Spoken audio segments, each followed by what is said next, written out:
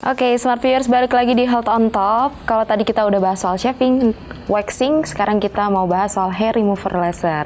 Nah dok, kita mau masuk ke hair remover laser nih dok. Sebenarnya cara kerja dari hair remover laser ini kayak gimana sih dok?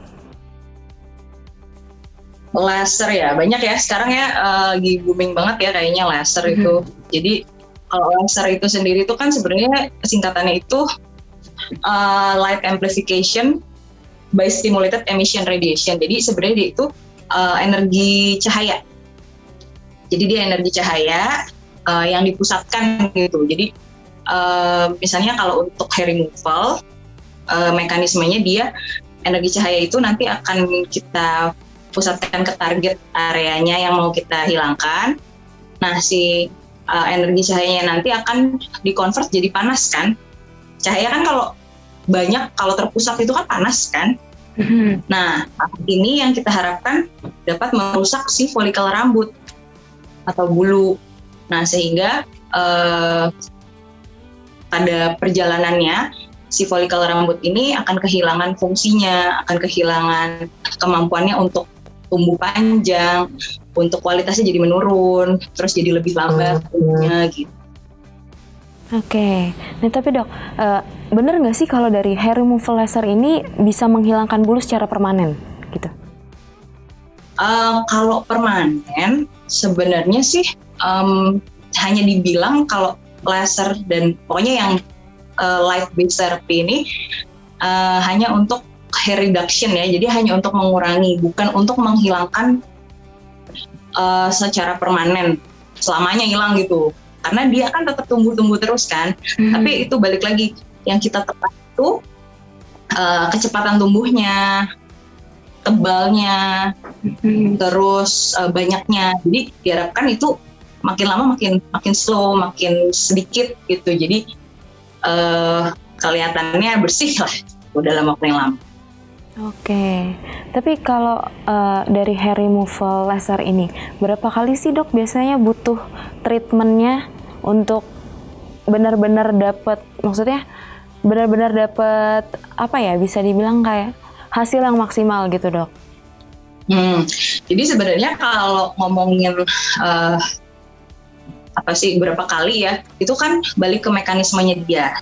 Jadi yang dirusak itu kan rambut atau bulu pada fase-fase tertentu ya. Jadi kalau untuk rambut itu pertumbuhannya itu siklusnya itu ada 3 fase. Ada anagen, katagen, sama telogen. Nah, nanti yang kita targetin itu pada saat fase anagen nih. Nah, tapi di badan kita kan nggak semuanya di fase anagen. Misalnya kita mau ngilangin bulu di kumis misalnya ya, kan nggak semuanya ini pada fase anagen. Ada yang lagi fase anagen, ada fase telogen, ada yang fase katagen gitu. Nah, jadi makanya itu kenapa harus diulang.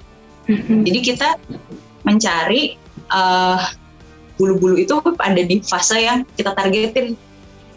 Biasanya kalau rata-rata sih ya yang dilakukan itu biasanya 8 sampai 10 kali treatment.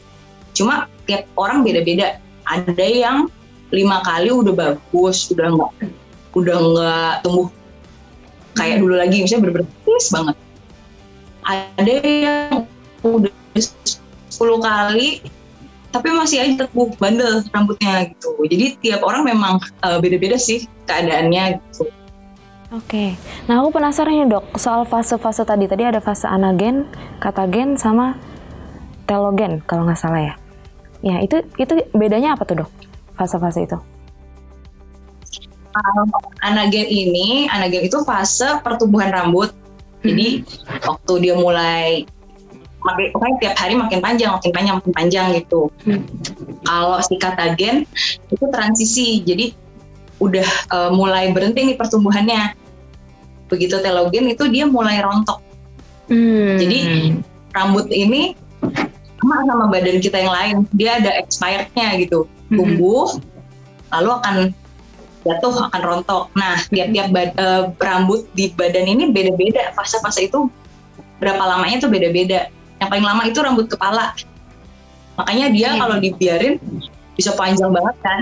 Beda sama alis, sama bulu hidung, kan nggak mungkin sampai panjang banget sampai keluar-keluar, nggak mungkin kan. Oke. Tapi dok, kalau dari hair removal laser ini sendiri dok, sebenarnya aman atau enggak sih dok?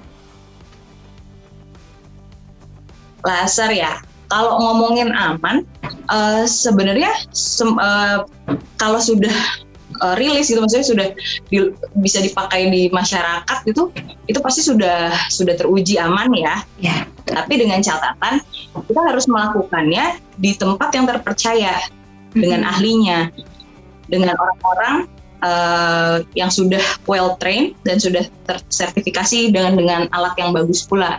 Itu jadi bukan di tempat yang asal-asalan.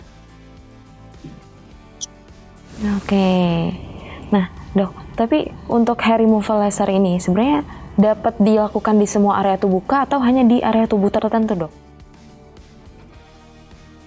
Hanya tertentu saja sih kalau untuk laser, karena kalau misalnya ada beberapa syarat yang mungkin akan terlalu panjang kalau aku jelasin di sini.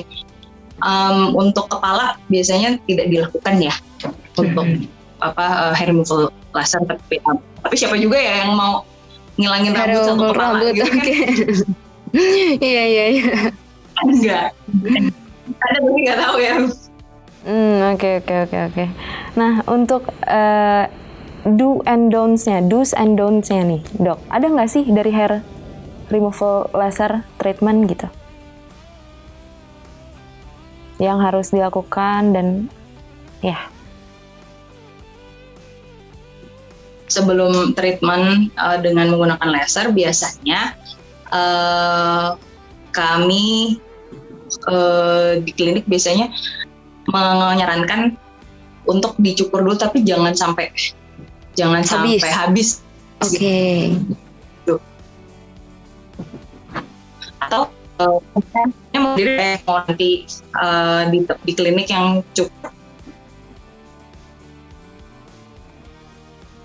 boleh juga nanti yang tapi nggak sampai habis. Fungsinya ya untuk, kan kita tetap butuh si rambut ini supaya menangkap energi laser itu kan.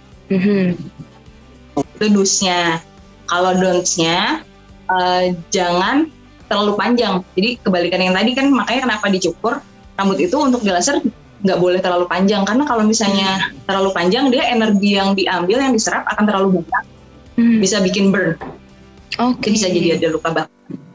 Terus hindarin sama sih kayak tadi, jangan melakukan, karena kita butuh folikel rambut nih, karena kan si laser ini bekerjanya pada folikel rambut, kita butuh si folikel rambutnya, makanya jangan melakukan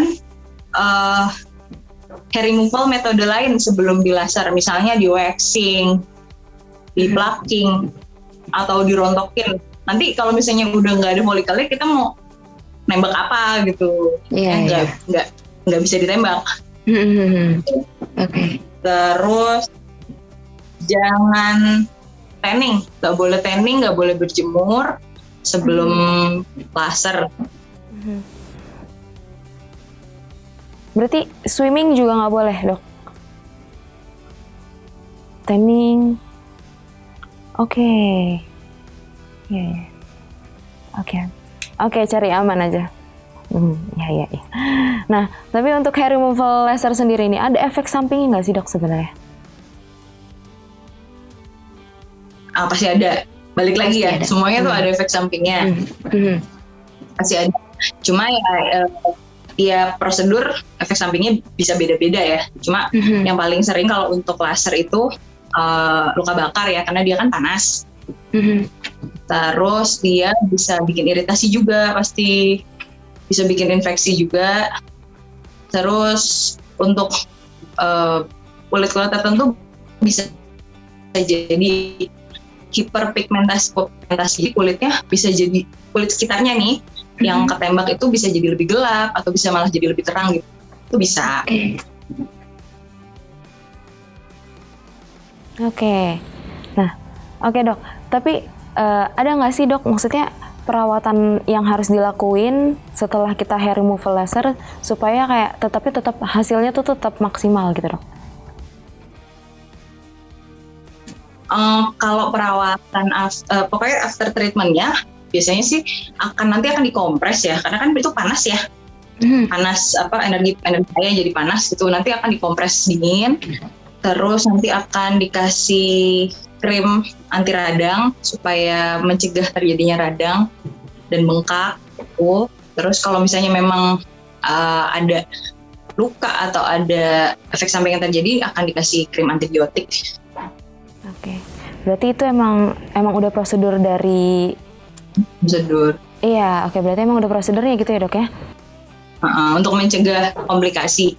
Terus ya biasanya ya sama sih sama kayak yang tadi, akan disarankan untuk tidak beraktivitas berat.